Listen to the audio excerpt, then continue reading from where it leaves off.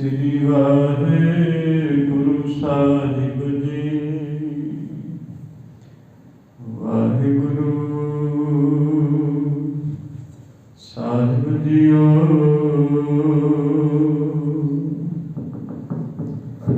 गुरु नानक पद पंकज बंदन, पद पंकज बंदन। सिमरो अंगद दुख निकंदन। अमरदास गुर हृदय ध्यावा, हृदय ध्यावा। श्री गुरु रामदास गुण गावो।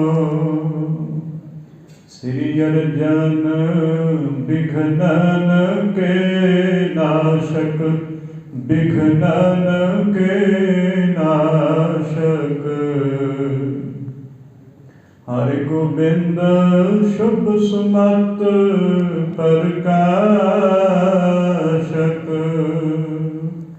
श्री हरि राय नमोकार जोरी, नमोकार जोरी।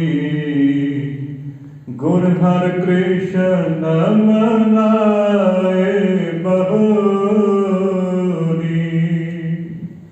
तेग बहादुर परम कृपाला, परम कृपाला।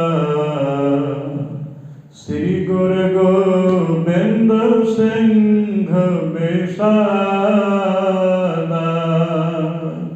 तरम तरा पर पुनः पुनः सीसा, पुनः पुनः सीसा। बंदो बार बार जगदीसा। जिसमें अमृत ज्ञान है, मानक भगत वैराग। गुरु ग्रंथ साहिब उदद, बंदों कर अनुराग। श्री गुरु शब्द कमाए जिन, जीते पंच विकार। तिन संतन को बंदना, सिर चरणन पर तार। एक अंकारा सतगुरु, तिन प्रसाद सच होए। वाहिगुरु जी की फतेह, विघ्न विनाशन सोए। वाहिगुरु जी की फतेह, विघ्न विनाशन सोए। सतनाम श्री वाहिगुरु साहिब जी। श्री नानक सुन अर्थ बखाना, एक मन हुआ कर सुनो सुजाना। ससुराल उर्षित बाय सुतैसे, त्रै जुग मह वर्ता थी जैसे। श्री नानक सुन अर्थ बखाना। वाहिगुरु जी का खालसा, वाहिगुरु जी की फतेह। पतित पावन भगत वत्सल गुरु गरीब नवाज, समुची मानवता के सांझे रहबर। जगत गुरु 54 छत्र तख्तां दे मालक, श्री गुरु ग्रंथ साहिब जी की महान कृपा के सदका गुरुद्वारा बाबा बंदा सिंह बहादुर जी विखे शाम वेले दे संध्या के दीवान सज रहे ने। दीवाना विच गुर इतिहास की कथा वार्ता का समा प्राप्त हो रहा। आओ गुरु के सिखो जितने माई भाई, सर्वत्र गुरु नानक नाम लेवा साध संगत जीओ। आप जी के चरणों में सिमर बेनती है, सतगुरां दे दीवाना विच हाजरियां भरो जी। गुरु साहिब जी दे सुंदर इतिहास नूं श्रवण करिए, आप जी जिंदगी के सवासां नूं सफलियां करिए। जिवें असीं पिछले प्रसंग सुने ने, दीन दुनी के वाली गुरु नानक साहिब जी उत्तर प्रदेश विखे यूपी विखे गए ने। इत्थे भगवान कृष्ण जी द्वारा वसाई हुई ब्रिज भूमि, उत्थे सतगुरु गए ने, जिथे के बड़े पंडित लोग आए ने, विद्वान जन आए ने। उन्हां ऐसे सर्व जीवां दी कल्याण हित गुरु साहिब जी ने सुंदर उपदेश रामकली राग विच उचारण कीता सी, जिस दियां विचारां आपां सुणियां ने। उस गुरु शब्द की विचार परथाए पंडित लोगों ने जदों गुरु साहब की बाणी सुनी है ना, भाई साहिब मरदाना जी रबाब वजाउंदे पए ने। सारे लोग मंत्र मुग्ध हो के गुरु साहब जी के शब्द नूं सुनते ने।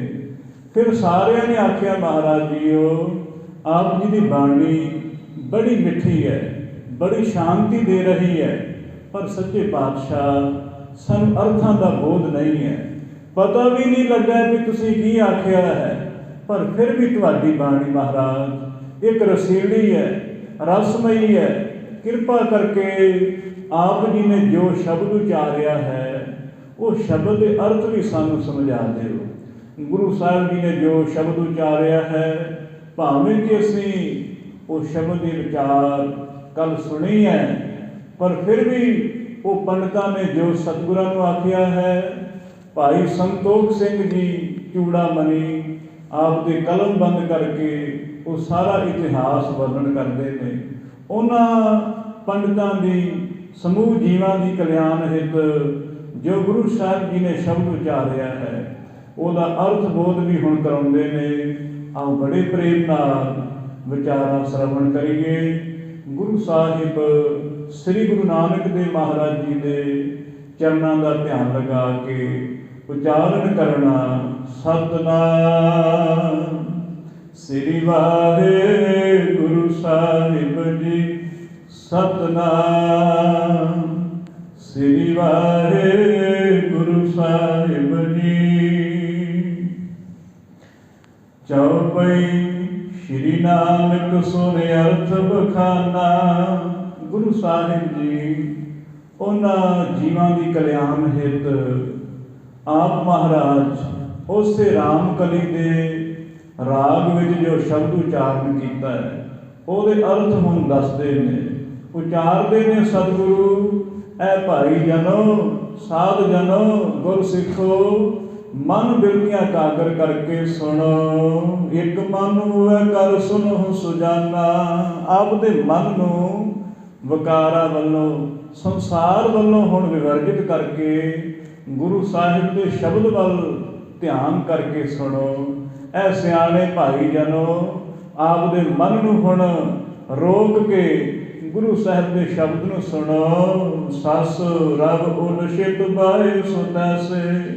सतगुरु जी ने शब्द उचारिया जो असीं सुनिया है कि सोई चंद चढ़े सो तारे, सोई दिनियर तपत रहे। उस शब्द नूं हुण सतगुरु जी अर्थ विच बयान करते हैं। कह लगे सस नाम हुंदा है चंद्रमा दा, रब नाम है सूरज दा, उल नाम है तारियां दा, शिव धरती का नाम है, बाए नाम हवा दा है। कह लगे ओह ही तारे ने, ओह ही धरती है, सूरज भी ओह ही है, चंद्रमा भी ओह ही है, कुछ भी बदलिया नहीं है। फिर की बदलिया? त्रै जुग में वरतां थी जैसे। असीं सुणदे आ ना कि सारा संसार चौवां जगां विच वंडिया होया है। सतयुग, त्रेता, द्वापर अते कलयुग, ਇਹ 4 युग मन्ने है। इन्हां 4 युगां की उम्र भी ग्रंथां विच बयान कीती है। 43,20,000 ये जदों इन्ने साल बतीत हो जाते तो 4 युगां की उम्र लंघ जाती है, फिर दोबारा पर पता नहीं किन्ने युग बीत गए ने, किन्नी बारी युग आ गए ने। गुरु साहिब कह लगे चंद्रमा भी बदलिया नहीं हले है, ना धरती बदली है, ना तारे बदले ने, ना हवा बदली है। यह तिन्ना युगों में जो होया है ना, कल युग में भी उहो ही वरत रहा है, पर फर्क कितना है वो सतगुरु बयान कर दे। दोहरा मान मलिन बुद्धि भरे, जानते कली लखाए। इस युग दे विच, इस समय विच मनुख मलीन बुद्धि वाले हो गए ने, बुद्धि विच फर्क पै गया है। हुण मन विच अपना पराया नहीं रह गया है, हुण सिर्फ धिंगा जोड़ी चलती है, किसी नाल कोई प्रेम इतफाक नहीं रह गया है। हुण तां सिर्फ मतलब है, मतलब प्रस्ती है। ऐ सुनिया ना कि गुरु साहिब किते गए सी ते 2 भरा वसदे सी, दोनों भरा बड़े एक दूजे नाल प्रेम करते सी। और उत्थे इस तरह देखिया सतगुरां ने कि वड्डा भरा सोचदा है कि मैं अपने निक्के भरा वास्ते कुछ करा। वो खेती विचों अनाज लैके आपदे छोटे भरा वल भेजे कंध थाणी सुटदा है कि मेरा छोटा भरा किते भुखा ना रहे, वो भोजन छके रज के। छोटा भरा भी घट नहीं है, छोटा भरा भी इस तरह करता है, वो भी चोरी चुप के आपदा अनाज वड्डे भरा वल सुटदा है। गुरु साहब ने इहो जिहा कौतक देख के आख्या है भी इस कलयुग विच इहो ਜਿਹੇ घर विरले होणगे ਜਿਹੜੇ घरां विच भाइयां दा प्रेम बरकरार रहेगा। नहीं तो देखा जाता है ਜਿਹੜਾ भरा एक दूजे वास्ते खून बहाउण वास्ते तैयार हुंदा है, पर बल्कि जदों उम्र वधदी है, विआह शादियां हो जांदियां ने, घर विच इस्तरी आ जाती है, उस वेले देखा जाता है ਜਿਹੜਾ भरा अपने भरा तो निशावर होने वास्ते तैयार सी, ਉਹੋ ਹੀ भरा हुण खून का प्यासा हो गया है। ਇਹੋ ਜਿਹੇ घर देखे जाते हैं, तां करके कोई विरले होणगे इस समय विच। तां करके सतगुरु कह रहे हैं कि उदों पहले युगां विच बड़ा प्रेम हुंदा सी, हुण लहू चिट्टा हो गया है, हुण प्रेम नहीं रह गया है। तो ये समझ लेना कि कलयुग विच मलीन बुद्धि हो गई है, हुण बुद्धि शुद्ध नहीं रह गई। उन इनको विश्वास किया कल जे नर जन्माए। होर भी सुनो, ये भी समझ लो भी उन्हां युगां विच उम्र बड़ी वड्डी सी। वड्डी उम्र का कारण भी ये समझ लेना उदों कोई फिक्र नहीं सी, कोई फाका नहीं, किसी नाल कोई मतलब नहीं। लम्मा बंदा लम्मी आरजा भोगन का कारण इको एक है कि निश्चिंत जिउना है, किसी की परवाह नहीं है। अजकल तो असी चिंता दे विच लपेटे हुए हाँ, रोज़ चिंता। तो उस समय विच इस तरह नहीं सी, उस समय विच बेफिक्री सी, परवाह नहीं सी किसी की। उस समय विच मनुख कई हज़ार जी लैंदा सी, पर हुण इस समय विच मनुख के शरीर की बुनियाद नहीं है। मसां ही किते कोई 60-70 साल कढ़े तो कढ़ ले, 100 साल की अजकल बुनियाद भी नहीं कह सकते हैं। छेती शरीर साथ देनों हट जाता है, क्योंकि खाना पीना आहार ही इहो जिहा हो गया है कि जो खाइए सो ही रोगी कर दिंदा है। इत्थों तक कि पानी भी अजकल पीए तां भी रोग शरीर नूं लगन लग पैंदे है। कारण स्पष्ट है कि एक तो असी चिंता विच खुबे हुए हाँ, दूसरा जो भी कुछ खांदे हाँ खाण विच भी फर्क है साडे। वो लोग खांदे सी परमात्मा का शुक्र करते, असी खांदे हाँ 4 गालां कढ़दे हाँ गवांढी नूं, 4 गालां कढ़दे हाँ आपदे बच्चिआं नूं, फिर वो गालां जो कढ़दे हाँ भोजन जदों खाने वो फिर गालां भी साडे अंदर ही जांदियां ने। इस करके जैसा मन तैसा अन्न, जिहो जिहा मन है अन्न भी तैसा ही होएगा। उस समय में इस तरह नहीं सी, बेफिक्रता सी, बेपरवाही सी। तो इस समय में मनुख इन्ना कुछ नहीं कर सकता है, शरीर की बुनियाद नहीं है, ना ही कोई यकीन है किसी का कदों किसी ने साथ छड़ जाना है। ये समा बड़ा भयानक है। ਚੌਪਈ ਬਰਖਾ ਬਿਖੈ ਬਦਬ ਬੁੱਧ ਬੁਦਾ ਜੈਸੇ। ਤੁਸੀਂ ਦੇਖਿਆ ਜਦੋਂ ਬਾਰਿਸ਼ ਆਉਂਦੀ ਹੈ, ਮੂਲਾਧਾਰ ਜਿਹਨੂੰ ਅਸੀਂ ਫਰਾਟਾ ਮੀਂਹ ਕਹਿ ਦਿੰਦੇ, ਲਗਾਤਾਰ ਪੈਣਾ, ਬੜੀ ਤੇਜ਼ ਮੀਂਹ ਪੈਣਾ, ਫਿਰ ਉਹਦੇ ਨਾਲ ਕੀ ਹੁੰਦਾ ਹੈ, ਉਹ ਪਾਣੀ ਇਕੱਠਾ ਹੋ ਜਾਂਦਾ ਹੈ। ਜਿੰਨੀਆਂ ਫਿਰ ਤੋਂ ਆਕਾਸ਼ 'ਚੋਂ ਬੂੰਦਾਂ ਗਿਰਦੀਆਂ ਨੇ, ਜਿੰਨਾ ਮੀਂਹ ਪੈਂਦਾ ਹੈ, ਉਹ ਫਿਰ ਬੁਲਬੁਲੇ ਬਣੀ ਜਾਂਦੇ ਹੈ। ਉਹ ਬੁਲਬੁਲੇ ਕਿੰਨਾ ਚਿਰ ਬਣੇ ਰਹਿੰਦੇ ਨੇ? ਸਿਰਫ 1-2 ਪਲ, ਉਹ ਫਿਰ ਮਿਟ ਜਾਂਦੇ ਹੈ। ਸਰੀਰ ਦਾ ਵੀ ਇਹੋ ਹੀ ਤਰ੍ਹਾਂ ਹੈ, ਜੈਸੇ ਜਲ ਤੇ ਬੁਦਬੁਦਾ ਤੈਸੇ ਇਸ ਕੋ ਜਾਨ। ਇਸ ਤਰ੍ਹਾਂ ਜਿਵੇਂ ਜਾਨ ਲੈ, ਜਿਵੇਂ ਪਾਣੀ ਵਿੱਚ ਬੁਲਬੁਲਾ ਹੁੰਦਾ ਹੈ, ਕਿੰਨਾ ਚਿਰ ਰਹਿੰਦਾ ਹੈ, ਸਰੀਰ ਵੀ ਬੁਲਬੁਲੇ ਵਰਗਾ ਹੈ। ਪੱਕਾ ਭਰੋਸਾ ਨਹੀਂ ਹੈ ਕਿੰਨਾ ਚਿਰ ਰਹੇਗਾ।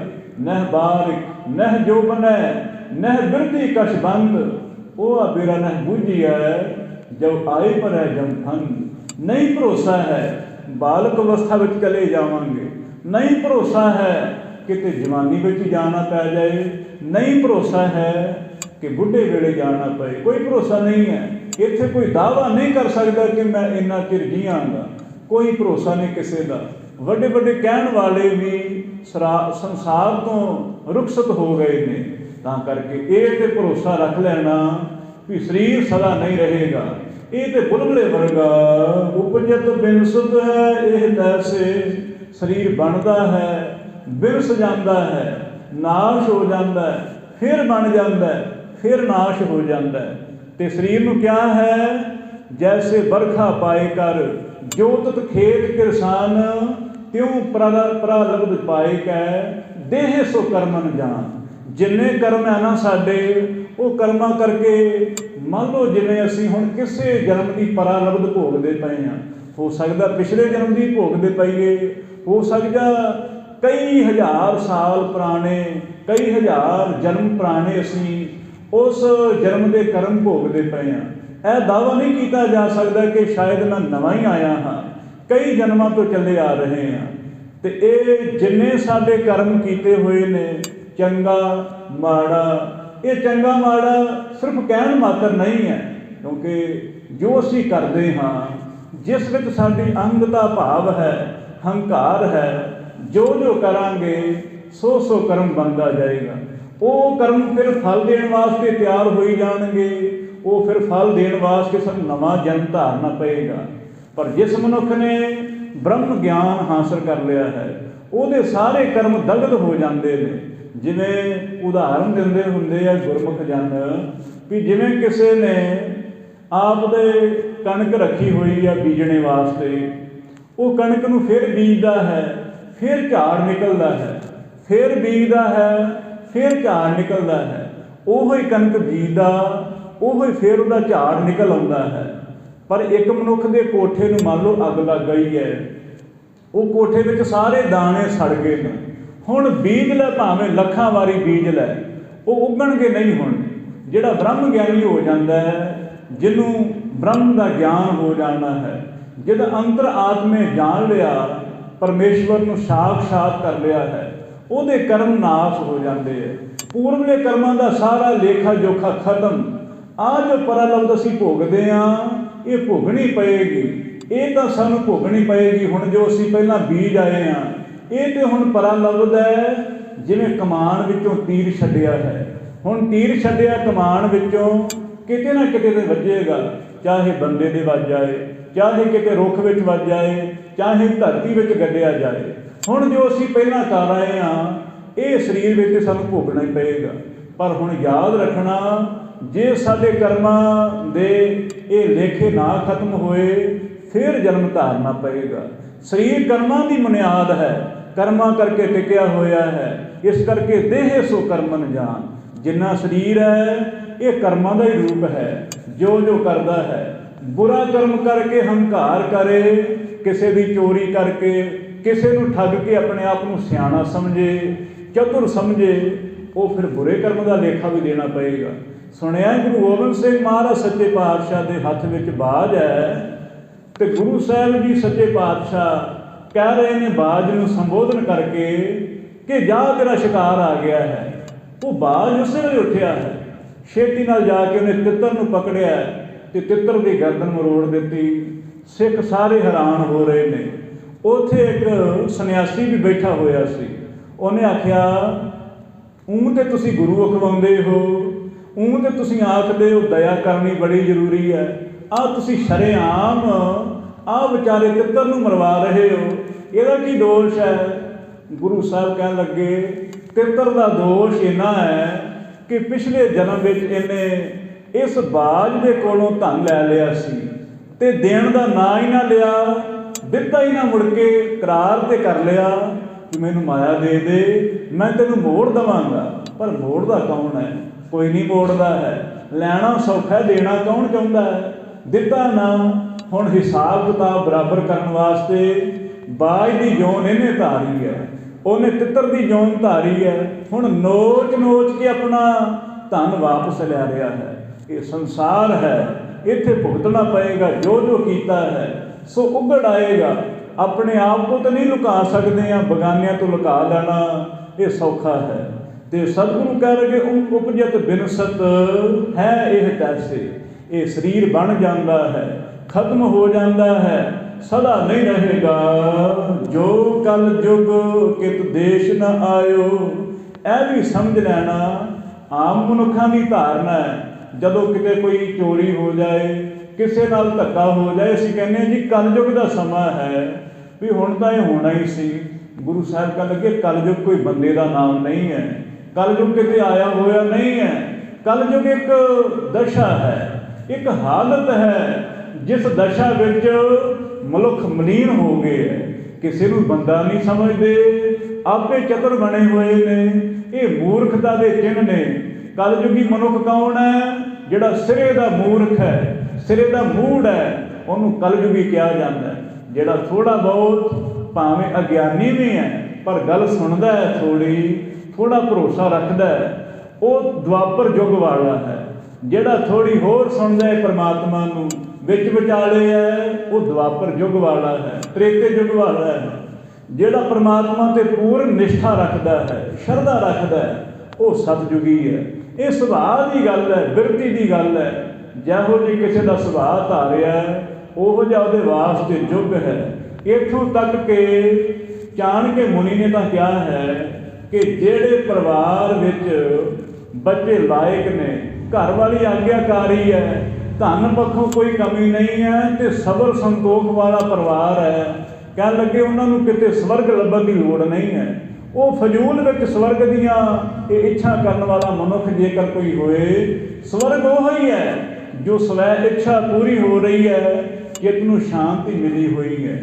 ਜੇ ਚਿੱਤ ਨੂੰ ਸ਼ਾਂਤੀ ਨਹੀਂ ਮਿਲੀ ਹੈ, ਦੁਖੀ ਹੈ ਪਰਿਵਾਰ ਵਿੱਚ, ਹਮੇਸ਼ਾ ਕਦੇ ਕੋਈ ਬੇਇੱਜ਼ਤੀ ਕਰ ਗਿਆ, ਕਦੇ ਕਿਸੇ ਨੇ ਸਜ਼ਾ ਦੇ ਦਿੱਤੀ, ਕਦੇ ਕਿਸੇ ਨੇ ਪੱਗ ਲਾ ਦਿੱਤੀ, ਕਦੇ ਕਿਸੇ ਨੇ ਭੰਡੀ ਕਰ ਦਿੱਤੀ, ਉਹਨੂੰ ਨਰਕ ਲੱਭਣ ਦੀ ਜ਼ਰੂਰਤ ਨਹੀਂ ਹੈ। ਉਹ ਜਿਉਂਦਿਆਂ ਦੀ ਨਰਕ ਭੋਗਦਾ ਪਿਆ ਹੈ, ਜਿਹਦੀ ਕੋਈ ਇੱਜ਼ਤ ਨਹੀਂ ਹੈ, ਨਹੀਂ ਕੋਈ ਧਾਰਮਿਕ ਕਰਮ ਹੈ, ਨਹੀਂ ਕੋਈ ਭਜਨ ਬੰਦਗੀ ਹੈ, ਨਹੀਂ ਕੋਈ ਇੱਛਾ ਪੂਰੀ ਹੁੰਦੀ ਹੈ, ਧਨ ਪੱਖੋਂ ਵੀ ਬਹੁਤ ਘਾਟੇ ਵਿੱਚ ਹੈ। ਉਹ ਮਨੁੱਖ ਤਾਂ ਜਿਉਂਦਿਆਂ ਦੀ ਨਰਕ ਭੋਗਦਾ ਪਿਆ ਹੈ। ਪਰ ਜਿਹਦੀਆਂ ਇੱਛਾ ਪੂਰੀਆਂ ਹੋ ਰਹੀਆਂ, ਉਹ ਜਿਉਂਦਿਆਂ ਦੀ ਸਵਰਗ ਵਿੱਚ ਹੈ।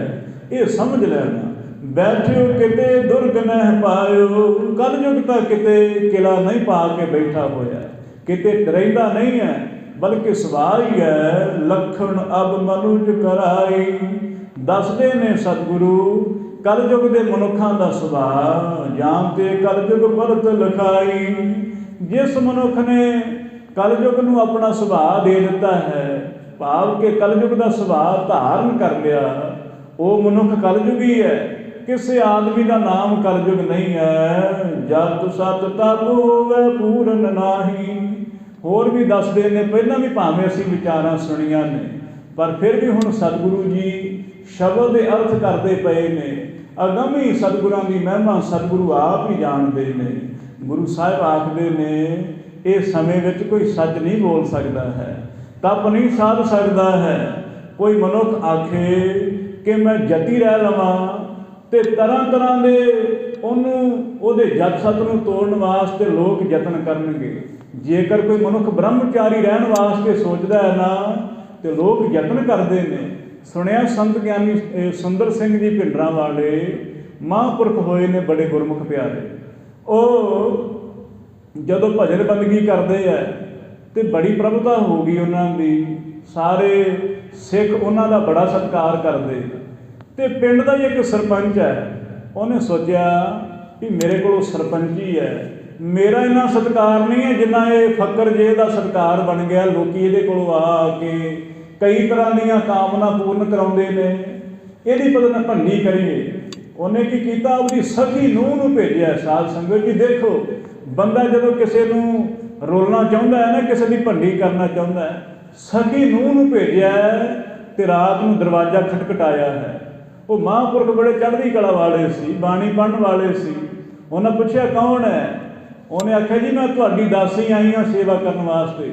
उन्हें उत्थों ही दबका मारिया, कह लगे मेरिया खड़ावां देखिया सिर विच मार मार के सिर पोला कर देवांगा जेकर कोई इस वेले आया तो वो उस वेले भज गई सी। इस तरह यत्न करते हैं मनुख इस समय भी उन्होंने बदनाम करने वास्ते कई तरह के इल्जाम लगा देंगे ने। इस समय कोई जति रहना चाहे, सच बोलना चाहे, तप घालना चाहे, बड़ा मुश्किल है। नाम जपै तिह कह बदराही, कोई नाम जपदा होए आखदे पखंड करता है, एवें ही मूँह हिलाउंदा रहिंदा है, विहला है, इहो जिहियां गल्लां करदे ने। नाम दे रसीए नूं इस युग विच बड़ा बुरा आखदे ने, चंगा नहीं आखणगे, क्योंकि उस अवस्था विच असीं नहीं हाँ। भगतां ते संसारियां जोड़ कदे ना आया, भगतां दा ते संसारियां दा जोड़ की है? नहीं जोड़ है। जिथे चानण है उथे हनेरे का की काम है, उथे हनेरा नहीं रह सकता है। फिर हनेरा सुनिया किसे एक साखी या दृष्टांत मात्र कि हनेरे ने परमात्मा नूं आख्या कि परमात्मा मैनू सूरज ने बड़ा तंग किया है, मैं जदों चढ़दा हाँ तो सूरज आके अपना चानण करके मैनू बुझा दिंदा है। तो परमात्मा ने आख्या ठीक है तेरी भी सुनवाई होएगी। ये दृष्टांत मात्र समझना, इसनूं सूरज नूं सद्दिया गया, आख्या क्यों भाई तू हनेरे नूं क्यों तंग करदा है, तेरा ने की बिगाड़िया है? सूरज आखदा कौन हनेरा, मैं तो कदे देखिया नहीं। कह लगे कोई नहीं सददे आ, सद्दिया हनेरे नूं। कह लगे जदों सूरज सामने होया हनेरा फिर गायब, हनेरा लभ्या नहीं। आखदे ने हले तक वो विचार, हले तक वो सिलसिला जारी है, ਉਹਦਾ कोई फैसला नहीं हो सकिया। जिथे हनेरा है उत्थे रोशनी आ जाए, हनेरा भज जाएगा, हनेरा ना रह सकेगा। इदां ही जिहड़े नाम दे रसीए है उन्होंने बर्दाश्त नहीं कर सकते, जिहड़े संसारी लोग है उन्होंने तो चलते हैं, क्योंकि जो नाम का रसीया है, भजन बंदगी करने वाला है, उसका अपना प्रताप है, उसकी अपनी महिमा है, उसका सच बर्दाश्त नहीं होंदा है, वो सच बोल देंगे है। फिर उन्होंने सूली ते चाढ़न वास्ते सारा जगत तैयार है। ईसा नूं चाढ़िया कि नहीं चाढ़िया सूली ते, फिर मंसूर नूं चाढ़िया कि नहीं चाढ़िया है, सतगुरु अर्जन देव जी को तत्ती तवी ते बिठाया कि नहीं बिठाया है, गुरु तेग बहादुर जी का सीस अलग किया कि नहीं किया है, साहिबजादे शहीद किए कि नहीं किए है, क्यों किए? वजों एक है, जोड़ नहीं बनता है, जोड़ बनेगा ही नहीं है, क्योंकि वो सुभाव बड़ा निराला है, वो सुभाव विशाल पूर्वक है, पर कट्टर मनुख नहीं बर्दाश्त करते है। नाम दे रसियां की भंडी होई आई है, पर याद रहे कुछ समय वास्ते भंडी हुंदी उन्होंने जो नवे नवे चलते हैं, पर अखीर सिट्टा की निकलता है, कूड़ निखुटे नानका ओढ़ सच रही, झूठ खुट जाएगा, सच सदा रहेगा। मैं हैरान है, थोड़ा चिर पहला 4-5 महीने जदों असीं हजूर साहब गए सी, दुशहरा सी उस वेले, तो आप जी नूं पता होएगा कि दुशहरे नूं बड़ा भारी मेले विच हजूर साहब मनाया जाता है। असीं गए सी उस वेले, सिंघां ने सलाह की भी औरंगाबाद जावांगे, सुनिया औरंगजेब की कबर इत्थे बनी हुई है। गए सी असीं औरंगजेब की कबर ते देखण वास्ते, और सानूं आखदे ਜਿਹੜੇ ਉੱਥੇ ਲੱਗੇ ਸੀ ਪੁਜਾਰੀ ਸਨ, ਆਖਦੇ ਵੀ ਇਹ औरंगजेब बादशाह की कबर है। ਅਸੀਂ ਆਖਿਆ ठीक है ਸਾਨੂੰ पता ਇਹਦੇ बारे। ਉੱਥੇ एक सब्जे का फुल लगा होया ਉਹਦੀ कबर ਤੇ, ਉਹ कबर ਉਹਦੀ संगमरमर की बनी है। बड़ी ਉਹਦੀ ਮਹਿਮਾ ਕਰਦਾ ਪਿਆ ਸੀ ਜਿਹੜਾ ਪੁਜਾਰੀ ਸੀ ਵੀ ਇਹ ਬੜਾ ਧਾਰਮਿਕ ਸੀ, ਆਹ ਸੀ ਜੇ ਸੀ। ਫਿਰ ਉਹਨੇ ਜਦੋਂ ਇਹ ਗੱਲ ਆਖੀ ਹੈ ਨਾ ਵੀ ਸਰਕਾਰੇ ਦਰਬਾਰੇ ਵੀ ਇਹਦੀ ਹੁਣ ਕੋਈ ਅਹਿਮੀਅਤ ਨਹੀਂ ਹੈ, ਨਾ ਕੋਈ ਸਰਕਾਰ ਵੱਲੋਂ ਇੱਥੋਂ ਕੋਈ ਪੈਸਾ ਆਉਂਦਾ ਹੈ, ਨਹੀਂ ਕੋਈ ਬਹੁਤੇ ਲੋਕ ਇੱਥੇ ਆਉਂਦੇ ਹੈ। ਜੇ ਤੁਸੀਂ ਕੁਝ ਸਾਨੂੰ ਇੱਥੇ ਪੈਸੇ ਦੇ ਜਾਓ ਤਾਂ ਤੁਹਾਡਾ ਬੜਾ ਧੰਨਵਾਦ ਹੋਏਗਾ। ਅਸੀਂ ਮਨ ਵਿੱਚ ਸੋਚਿਆ ਵੀ ਦੇਖੋ ਜਿਹੜੇ ਔਰੰਗਜ਼ੇਬ ਨੇ ਸਾਰੇ ਹਿੰਦੁਸਤਾਨ ਦੇ ਨੱਕ ਵਿੱਚ ਦਮ ਕੀਤਾ ਹੋਇਆ ਸੀ, ਅੱਜ ਉਹਦੀ ਕਬਰ 'ਤੇ ਕੋਈ ਜਾਂਦਾ ਵੀ ਨਹੀਂ। ਪਰ ਜਿਹੜੇ ਸਤਿਗੁਰੂ ਤੇਗ ਬਹਾਦਰ ਮਹਾਰਾਜ ਨੂੰ ਸ਼ਹੀਦ ਕੀਤਾ ਸੀ, ਉਹ ਸਤਿਗੁਰ ਸੱਚੇ ਪਾਤਸ਼ਾਹ ਦੇ ਦਰਬਾਰ ਦੇਖੇ ਕਿਤੇ, ਐਨ ਸਤਿਗੁਰ ਸੱਚੇ ਪਾਤਸ਼ਾਹ ਦੇ ਦਰਬਾਰ ਸਜੇ ਹੋਏ ਨੇ, ਧਨ ਨਹੀਂ ਮੁੱਕਦਾ ਹੈ, ਅੰਬਾਰ ਲੱਗੇ ਹੋਏ ਨੇ, ਸੰਗਤਾਂ ਆਉਂਦੀਆਂ ਨੇ, ਤਰ੍ਹਾਂ ਤਰ੍ਹਾਂ ਦੀਆਂ ਕਾਮਨਾ ਪੂਰਨ ਕਰਦੀਆਂ ਨੇ। ਪਰ ਔਰੰਗਜ਼ੇਬ ਇਹ ਯਾਦ ਰੱਖਣਾ ਕੁਝ ਸਮੇਂ ਵਾਸਤੇ ਝੂਠ ਵੱਡਾ ਲੱਗਦਾ ਹੈ, ਪਰ ਅਖੀਰ ਸਿੱਟਾ ਕੀ ਨਿਕਲਦਾ ਹੈ, ਕੂੜਨ ਖੁੱਟੇ ਨਾਨਕਾ ਓੜਕ ਸੱਚ ਰਹੀ। ਜਿਹੜਾ ਸੱਚ ਦੇ ਪਹਿਰਾ ਦਿੰਦਾ ਹੈ, ਸਮਾਂ ਉਹਦੇ ਵੀ ਝੁਕ ਜਾਂਦਾ ਹੈ, ਸਮਾਂ ਉਹਦੇ ਅੱਗੇ ਅਧੀਨ ਹੋ ਜਾਂਦਾ ਹੈ। ਪਰ ਜਿਹੜਾ ਝੂਠ ਦਾ ਪੱਲਾ ਪਕੜਦਾ ਹੈ, ਕੁਝ ਸਮੇਂ ਵਾਸਤੇ ਦੁਨੀਆ ਉਹਦਾ ਸਤਿਕਾਰ ਕਰਦੀ ਹੈ। ਹੁੰਦਾ ਆਇਆ ਹੈ ਇਸ ਤਰ੍ਹਾਂ, ਪਰ ਮੁੜ ਕੇ ਦੁਨੀਆ ਲਾਹਨਤਾਂ ਹੀ ਪਾਉਂਦੀ ਹੈ, ਕੋਈ ਚੰਗਾ ਨਹੀਂ ਕਹਿੰਦਾ ਹੈ। ਮੋਇਆਂ ਤੋਂ ਬਾਅਦ ਤਾਂ ਕੋਈ ਯਾਦ ਨਹੀਂ ਕਰਦਾ ਹੈ। ਤੁਸੀਂ ਦੇਖੋ ਕਦੇ ਹਿਟਲਰ ਦਾ ਨਾਮ ਕੋਈ ਲੈਂਦਾ ਹੈ, ਕੋਈ ਸਿਕੰਦਰ ਦਾ ਨਾਮ ਜਪਦਾ ਹੈ। ਗੁਰੂ ਸਾਹਿਬ ਨੂੰ ਅਸੀਂ ਵੇਖ ਲਓ ਯਾਦ ਕਰਦੇ ਹਾਂ, ਕਿੰਨਾ ਸਮਾਂ ਹੋ ਗਿਆ ਸਤਿਗੁਰੂ ਜੀ ਨੂੰ ਸਰੀਰ ਤਿਆਗਿਆ, ਪਰ ਜਦੋਂ ਯਾਦ ਕਰਦੇ ਇੰਝ ਲੱਗਦਾ ਗੁਰੂ ਸਾਡੇ ਕੋਲ ਹੈ, ਗੁਰ ਮੇਰਾ ਸੰਗ ਸਦਾ ਹੈ ਨਾਲੇ। ਕੀ ਹੈ ਉਹਨਾਂ ਦੇ ਵਿੱਚ ਐਸਾ ਵੀ ਉਹ ਲੱਗਦੇ ਨਹੀਂ ਜਿਵੇਂ ਸੰਸਾਰ ਤੋਂ ਗਏ ਨੇ? ਐਸਾ ਕੀ ਹੈ? ਇਹ ਨਾਮ ਦਾ ਪ੍ਰਤਾਪ ਹੈ।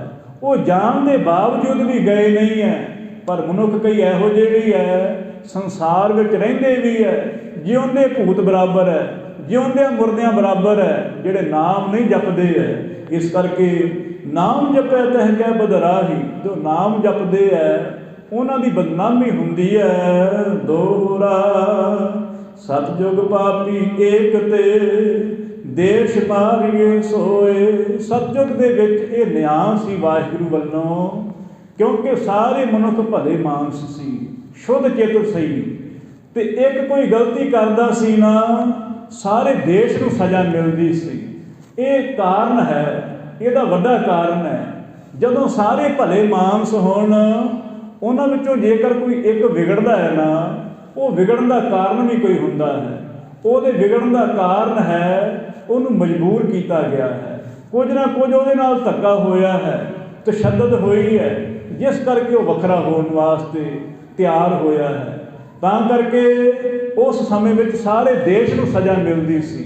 ਗਲਤੀ ਇੱਕ ਕਰੇ ਸਾਰਾ ਦੇਸ਼ ਪਰਮਾਤਮਾ ਪੀੜ ਦਿੰਦਾ ਸੀ। ਤਾਂ ਕਰਕੇ ਸਤਿਜੁਗ ਪਾਪੀ ਏਕ ਤੇ ਦੇਸ਼ ਮਾਰੀਏ ਸੋਏ। ਤ੍ਰੇਤੇ ਨਗਰੀ ਪੀੜੀਏ ਦੁਆਪਰ ਕੁਲ ਅਗ ਹੋਏ। ਤ੍ਰੇਤੇ ਵਿੱਚ ਜਦੋਂ ਰਾਮਚੰਦਰ ਜੀ ਦਾ ਸਮਾਂ ਸੀ, ਰਾਵਣ ਨੇ ਗਲਤੀ ਕੀਤੀ ਹੈ, ਸਾਰੀ ਲੰਕਾ ਨੂੰ ਸਜ਼ਾ ਮਿਲੀ ਹੈ, ਕਿਉਂਕਿ ਲੰਕਾ ਦਾ ਪਤੀ ਰਾਵਣ ਨੂੰ ਬਣਾਉਣ ਵਾਲੇ ਵੀ ਲੋਕ ਹੀ ਸੀ, ਹੋਰ ਤੇ ਕੋਈ ਨਹੀਂ ਹੈ। ਜੇਕਰ ਰਾਵਣ ਨੂੰ ਕਿਸੇ ਨੇ ਰਾਜਾ ਬਣਾਇਆ ਹੈ ਲੰਕਾ ਦਾ, ਆਪਣੇ ਆਪ ਤੇ ਕੋਈ ਤਖਤ 'ਤੇ ਨਹੀਂ ਬੈਠਦਾ ਹੈ, ਤਖਤ ਨੂੰ ਬਿਠਾਉਣ ਵਾਲੇ ਲੋਕ ਹੀ ਨੇ। ਜੇ ਕੋਈ ਮੰਤਰੀ ਬਣਦਾ ਹੈ, ਇੱਕ ਮੂਰਖ ਦੀ ਵੀ ਵੋਟ ਉਨੀ ਹੈ, ਇੱਕ ਭਗਤ ਦੀ ਵੀ ਵੋਟ ਇੰਨੀ ਹੈ, ਇੱਕ ਸਾਧੂ ਦੀ ਵੋਟ ਵੀ ਉਨੀ ਹੈ, ਇੱਕ ਜਿਹੜਾ ਕੋਈ ਸੰਸਾਰੀ ਹੈ ਮਨੁੱਖ ਉਹਦੀ ਵੀ ਵੋਟ ਉਨੀ ਹੈ। ਸੰਸਾਰ ਵਿੱਚ ਤੁਸੀਂ ਦੇਖਿਆ ਹੈ ਮੂਰਖਾਂ ਦੇ ਤੇ ਢੇਰ ਹੀ ਲੱਗੇ ਨੇ, ਕੋਈ ਵਿਰਲੇ ਨੇ ਜਿਹੜੇ ਪਰਮਾਤਮਾ ਦੇ ਰਸਤੇ 'ਤੇ ਚੱਲਦੇ ਨੇ। ਅਤੇ ਸਾਰੀ ਸਜ਼ਾ, ਸਾਰੀ ਨਗਰੀ ਨੂੰ ਸਜ਼ਾ ਦੇਣ ਦਾ ਕਾਰਨ ਸੀ ਕਿ ਸਾਰੀ ਨਗਰੀ ਦੇ ਅਨੁਸਾਰ ਬਣਿਆ ਸੀ, ਉਹਨਾਂ ਦੇ ਸੁਭਾਅ ਕਰਕੇ, ਉਹਨਾਂ ਦੀਆਂ ਵੋਟਾਂ ਕਰਕੇ ਉਹ ਰਾਜਾ ਬਣਿਆ ਸੀ। ਜੇ ਉਹ ਚਾਹੁੰਦੇ ਤਾਂ ਰਾਹ ਵੀ ਸਕਦੇ ਸੀ। ਸਾਰੇ ਨਗਰੀ ਨੂੰ ਸਜ਼ਾ ਮਿਲੀ ਸੀ। ਲੰਕਾ ਸਾੜ ਕੇ ਸਵਾਹ ਕੀਤੀ ਸੀ ਨਾ, ਇਸੇ ਕਰਕੇ ਕੀਤੀ ਸੀ ਕਿਉਂਕਿ ਉਹਨੂੰ ਹੌਸਲਾ ਅਫਜ਼ਾਈ ਦੇਣ ਵਾਲੇ ਵੀ ਲੋਕ ਹੀ ਸੀ। ਬੁਰਾ ਆਦਮੀ ਬੁਰਾ ਨਹੀਂ ਬਣ ਸਕਦਾ ਹੈ ਜੇਕਰ ਲੋਕ ਉਹਦੀ ਹੌਸਲਾ ਅਫਜ਼ਾਈ ਨਾ ਕਰੇ।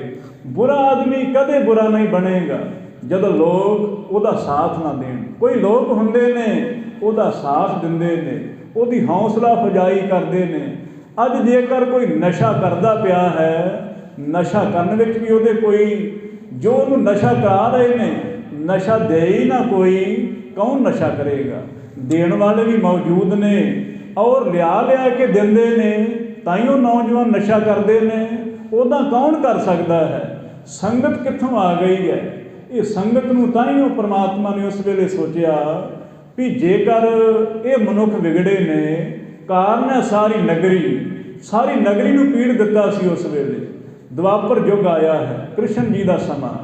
उस वेले जदों ये जिहड़े यादव कुल के बच्चे सी ना, इन्हां ने दुर्वासा ऋषि नाल मखौल कीता है। दुर्वासा ऋषि नूं आखिया, ए महात्मा जी, ए बच्चे दे पेट विच लड़की होएगी कि लड़का होएगा। हालांकि वो बच्चे दे पेट नूं छोटा जिहा बाटा बंधा सी, उपर बस्तर पाया सी भी पता ना लगे। दुर्वासा ऋषि ते अंतरजामी सी, उन्हें देख लिया भी बच्चे मखौल करते हैं मैनू। बड़ा क्रूर सुभाव का सी, क्रोधी सी बड़ा। उन्हें उस वेले कह दिता, आखिया ये बच्चे के पेट विचों जिहड़ा जन्मेगा ना, सारी यादव कुल नूं नाश कर देगा। इदां ही होया है। एक दिहाड़ी दे विच ही सारा जिन्ने यादव कुल सी ना, कृष्ण भगवान की जिन्नी कुल सी, एक कह लगे दिहाड़ी विच ही, एक पैर दे विच ही लड़ के सारे मर गए सी। शराब पी लई ते आपस में ही लड़ के मर गए।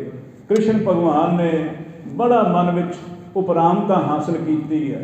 हो ही जाता है परिवार जदों सामने देखद्या बिना ही कारण तो मर जाए तो उपरामता हो ही जाती है। कृष्ण भगवान उदास हो के जंगल में बैठे ने और आपदे सुंदर चरण आपदे गोडे ते रखे हुए ने, ते सुनिया जिहड़ी वो बाटी सी ना, जिहदे करके सारी यादव कुल नाश हुई है, वो बच्चे ने कोशिश की सी वो बाटी नूं मेटण वास्ते, रगड़िया सी पत्थर नाल, पर थोड़ी जी चिपर रह गई सी। वो चिपर पानी में डिग पई। वो पानी जदों विच डिगी है चिपर, तो वो मच्छी ने खा लई। शिकारी आया है, एक मछलियां फड़न वाला फंगक आया है, उन्हें आके वो मच्छी नूं फड़िया है। जदों मच्छी चीड़ फाड़ की, विचों वो छोटी जी चिपरी जी निकली है। उन्हें सोचा सुंदर वस्तु है, तीर दे अगे लगा लई कि चलो कोई शिकार मारांगे दे नाल। पर जदों वो तीर अगे लगाई है तो की देखिया है, रात का वेला है। भगवान कृष्ण जिन्हां दा शरीर काला है, श्याम मूर्त ताइयों क्या है, श्याम नाम काले का है, उन्हां दा रंग काला सी। दूरों लगता सी जिवें हिरन पिया होया है, काला हिरन। वो शिकारी ने निशाना खिंच के जदों मारिया कि वो निशाना सीधा जाके भगवान कृष्ण दे वजया है। इन्ने जोर नाल निशाना वजया सी कि चरण विचों वो लंघ के ना तीर पूरा गोडा पाड़ के ते पट तक लंघ गया सी तीर। इन्ना ज़्यादा जोर नाल वजया सी। जदों भज के शिकारी आया है, भगवान कृष्ण जी का शरीर जिहड़ा है तड़फदा पिया है। शिकारी ने बड़ा पश्चाताप किया, रो रहा है। वो कह लगा, ओहो मैं बड़ी वड्डी गलती की है भगवान, मैं तुहानू तीर मार बैठा हाँ। बड़ा रो रहा है, पश्चाताप करता है। भगवान हुण अंतरजामी है और जल शक्तियां नूं जलन वाले सी। कह लगे, भलिया दुखी ना हो, कुछ नहीं होया है। मैं तैनूं पिछले जन्म विच मारिया सी, छुप के तीर मारिया सी। रामचंद के रूप में तैनूं छुप के तीर मारिया सी। जदों तू बाली सी ते तू आपदे भरा सुग्रीव दे पत्नी भी खो लई, फिर उहदी पैली भी सारा उहदी जिन्नी जमीन है तू वो भी लै लई। पर तू उन्हां धक्का करदा सी ते सुनिया तेरे कोलों ताकत सी, जिहड़ा तेरे सामने आए तैनूं मार नहीं सी सकदा, ते मैं छुप के तैनूं तीर मारिया सी। अज बदला पूरा हो गया है, इस करके चिंता ना कर। वो बदक का भी उधार किया है भगवान कृष्ण ने। कह लगे, उदों द्वापर युग में जेकर कोई गलती करता सी, किन्नी गलती सी, सिर्फ छोटे बच्चों मखौल किया सी। सतगुरु जी का वचन है, संतन सेती मस्करी को डोबन की रीत। संतां नाल जिहड़ी मस्करी करनी है ना, किसी साधु का मखौल उडाउणा, किसी गुरमुख प्यारे का मखौल उडाउणा, खिल्ली उडाउणी, इन्हां अपने परिवार नूं शरेआम कह लगे कुल डोबण वाला काम है। इस करके कदे वास्ते कोई बंदा गुरमुखां दी भगत जनां दी निंदा ना करे। ਇਹ ਤਾਂ ਪਾਏ ਕੁਹਾੜਾ ਮਾਰਿਆ, ਆਪੇ ਆਪਣੇ ਪੈਰ ਤੇ ਕੁਹਾੜਾ ਮਾਰਨ ਵਾਲੀ ਗੱਲ ਹੈ। ਦੁਆਪਰ ਯੁੱਗ ਵਿੱਚ ਇਸ ਤਰ੍ਹਾਂ ਸੀ, ਕੋਈ ਬੰਦਾ ਗਲਤੀ ਕਰਦਾ ਸਾਰੇ ਪਰਿਵਾਰ ਨੂੰ ਪੀੜਿਆ ਜਾਂਦਾ ਸੀ। ਪਰ ਹੁਣ ਕਲਯੁਗ ਦੀ ਗੱਲ ਕਰਦੇ ਚੌਪਈ, ਕਲਯੁਗ ਪਾਪ ਕਰੈ ਸੋ ਪਾਵਤ। ਹੁਣ ਕਲਯੁਗ ਦੇ ਸਮੇਂ ਵਿੱਚ ਪਰਮਾਤਮਾ ਨੇ ਜਾਣਿਆ ਹੈ ਵੀ ਜੇ ਇਸ ਸਮੇਂ ਵਿੱਚ ਵੀ ਹੁਣ ਉਹ ਰੀਤੀ ਰੱਖੀ ਹੈ ਤਾਂ ਲਾਜ਼ਮੀ ਹੈ, ਮਨੁੱਖ ਤਾਂ ਪਹਿਲਾਂ ਹੀ ਵਿਗੜੇ ਹੋਏ ਨੇ। ਜੇਕਰ ਕੋਈ ਚੰਗਾ ਬਣਨਾ ਚਾਹੇ ਬਣ ਸਕਦਾ ਹੈ। ਆਜ਼ਾਦੀ ਦੇ ਦਿੱਤੀ ਹੈ, ਸੁਤੰਤਰਤਾ, ਜੋ ਕਰੇਗਾ ਸੋ ਭਰੇਗਾ। ਇੱਕ ਮਨੁੱਖ ਤੇ ਸਾਰਾ ਹੁਣ ਇਹ ਸਾਰਾ ਪ੍ਰਬੰਧ ਹੈ। ਜੇ ਚੰਗਾ ਕਰੇਗਾ ਤਾਂ ਚੰਗਾ ਹੀ ਪਾਏਗਾ। ਪਹਿਲਾਂ ਇਸ ਤਰ੍ਹਾਂ ਸੀ, ਇੱਕ ਚੰਗਾ ਕਰੇ ਸਾਰੇ ਦੇਸ਼ ਨੂੰ ਫਲ ਮਿਲਦਾ ਸੀ, ਇੱਕ ਬੁਰਾ ਕਰੇ ਸਾਰਾ ਦੇਸ਼ ਫਸਦਾ ਸੀ। ਪਰ ਕਲਯੁਗ ਵਿੱਚ ਇਹਨੇ ਭਿਆਨਕ ਸਮੇਂ ਵਿੱਚ ਪਰਮਾਤਮਾ ਨੇ ਸੱਚਾ ਨਿਆਂ ਕੀਤਾ ਹੈ ਕਿ ਜੇਕਰ ਹੁਣ ਇਸ ਸਮੇਂ ਵਿੱਚ ਕੋਈ ਸੁਧਰਨਾ ਚਾਹੁੰਦਾ ਹੈ ਸੁਧਰ ਜਾਏ। ਕਲਯੁਗ ਪਾਪ ਕਰੇ ਸੋ ਪਾਵਤ, ਪੁਨ ਸਤਿਗੁਰ ਜਿਹ ਕੋ ਬਖਸ਼ਾਵਤ। ਜੇਕਰ ਕੋਈ ਕਲਯੁਗ ਵਿੱਚ ਸੱਚੇ ਸਤਿਗੁਰਾਂ ਦੀ ਸ਼ਰਨ ਆ ਜਾਂਦਾ ਹੈ, ਗੁਰੂ ਜੀ ਦੇ ਪਾਸ ਆ ਜਾਂਦਾ ਹੈ, ਸਤਿਗੁਰੂ ਕਿਰਪਾ ਕਰਕੇ ਉਹਨੂੰ ਬਖਸ਼ਾ ਦਿੰਦੇ ਨੇ।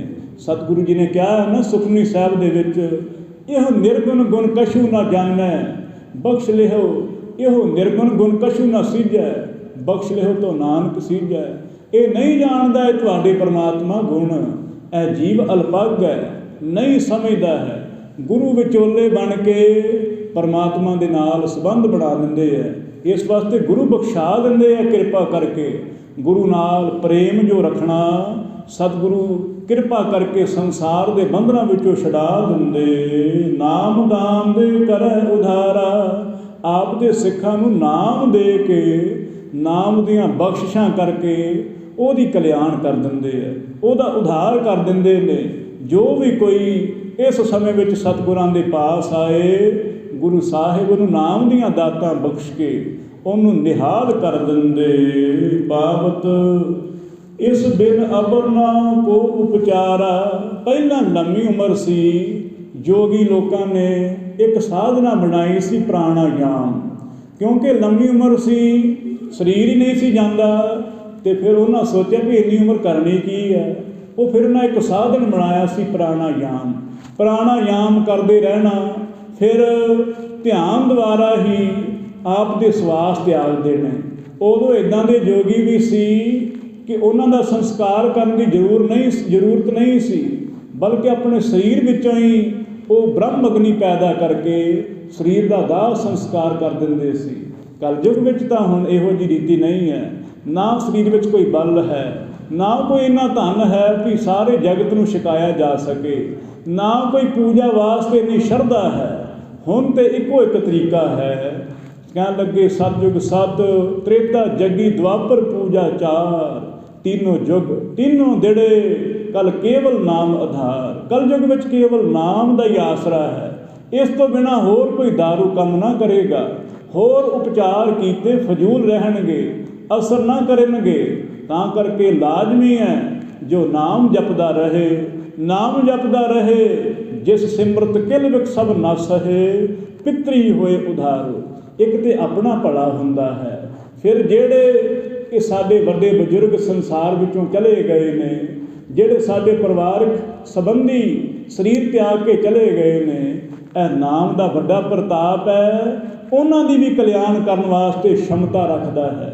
ਇਹ ਨਾਮ ਜਪਿਆ ਆਪਣਾ ਵੀ ਭਲਾ, ਹੋਰਨਾਂ ਦਾ ਵੀ ਭਲਾ ਹੁੰਦਾ ਹੈ। ਇਸ ਤੋਂ ਬਿਨਾਂ ਹੋਰ ਕੋਈ ਦਾਰੂ, ਹੋਰ ਕੋਈ ਵੈਦ ਜੇ ਕੋਈ ਮਿਲਦਾ ਹੈ, ਫਜ਼ੂਲ ਹੈ। ਇੱਕੋ ਇੱਕ ਆਸਰਾ ਹੈ, ਸਤਿਗੁਰੂ ਨਾਨਕ ਦੇਵ ਮਹਾਰਾਜ ਕਿਰਪਾ ਕਰਦੇ।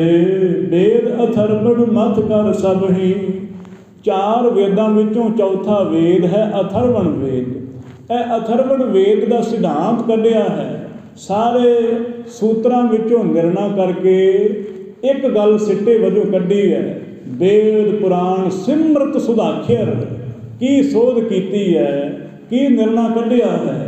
ਦੱਸਦੇ ਹਰ ਕੀਰਤ ਗਤ ਦੇਵਤ ਅਬਹੀ। ਸਤਿਗੁਰੂ ਜੀ ਨੇ ਸੁਖਮਨੀ ਸਾਹਿਬ ਵਿੱਚ ਬਿਆਨ ਕੀਤਾ ਹੈ ਕਿ ਵੇਦ ਪੁਰਾਣ ਸਿਮਰਤ ਸੁਧਾਖਿਰ, ਕੀਨੇ ਰਾਮ ਨਾਮ ਇੱਕ ਆਖਿਰ। ਇਹ ਰਾਮ ਨਾਮ ਤੋਂ ਬਿਨਾਂ ਨਾ ਕਲਿਆਣ ਹੋਏਗੀ। ਤਾਂ ਕਰਕੇ वेदां शास्त्रां दा सिद्धांत है राम नाम तो बिना न कल्याण होएगी। ते ये अथर्वण वेद का निर्णय है हर कीरत गत देवत अब ही। ये तो नाम का राशि है, एह कर कहे सो एह कर पाए। इधर नाम जपिया है उधर तेरे पाप नाश होई जा रहे हैं। इधर नाम जपदा पिया है। कई बार मनुख सोचता है कि मैनू फल क्यों नहीं मिलता। पुरखा पहला ही तेरा इन्ना हिसाब किताब है, तू शुक्र करिया कर, तेरा पहला लेखा मुकदा पिया है। सतगुरु जी ने कहा घोर दुखियं अनक हत्यं जन दारिद्र्यं मह विख्यादं मिटंत सगल सिमरंत हर नाम नानक जैसे। पावक काष्ट भस्मं क्रोध, करोड़ा ही दुख की दोष कीते है, बुरे काम कीते है, विचार कीते है, धक्का जोर कीता है, फिर मारिया है लोगों को बड़े तसीहे दे दे के। फिर होर भी दसदे ने बड़े पाप कीते है, दरिद्रता ही करके दुखी हाँ।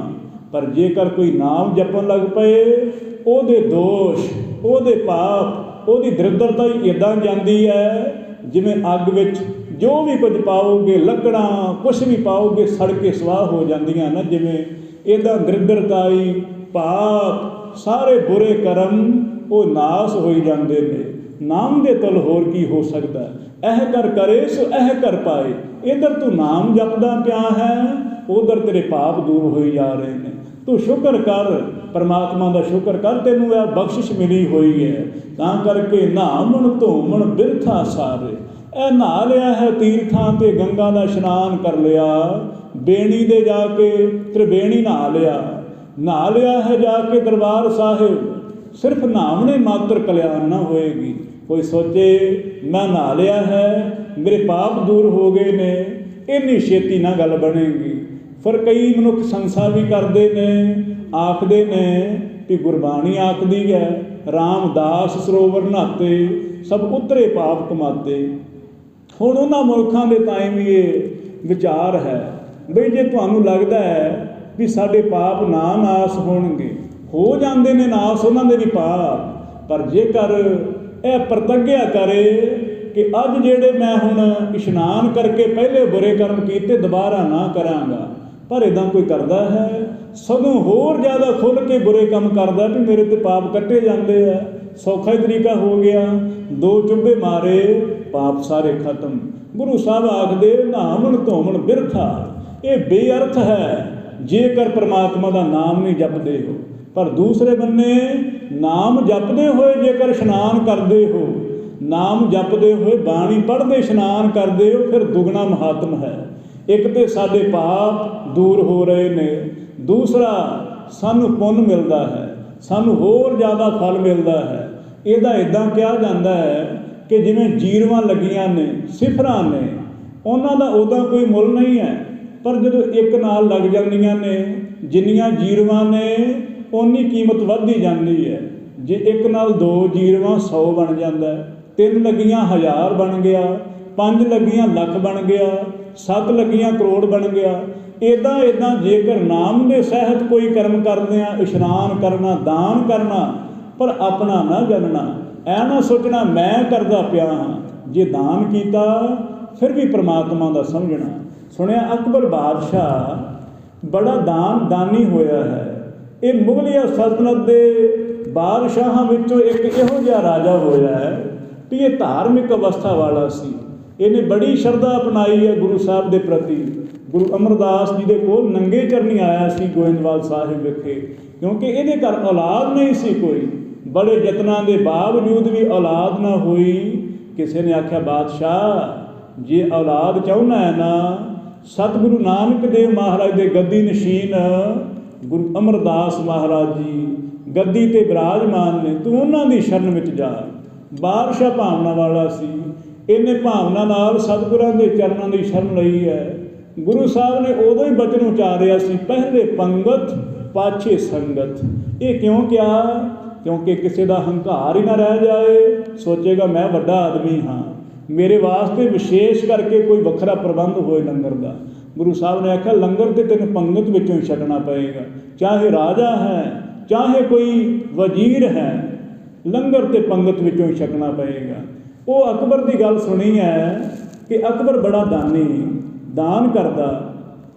ਇੱਕ ਦਿਨ ਕਿਸੇ ਨੇ ਸੋਚਿਆ ਕਿ ਭਗਤ ਸੀ, ਕੋਈ ਫਕੀਰ ਸੀ, ਉਹਨੇ ਸੋਚਿਆ ਲੋਕ ਉਹਦੇ ਕੋਲੋਂ ਦਾਨ ਲੈਂਦੇ, ਮੈਂ ਵੀ ਚਲੇ ਜਾਵਾਂ।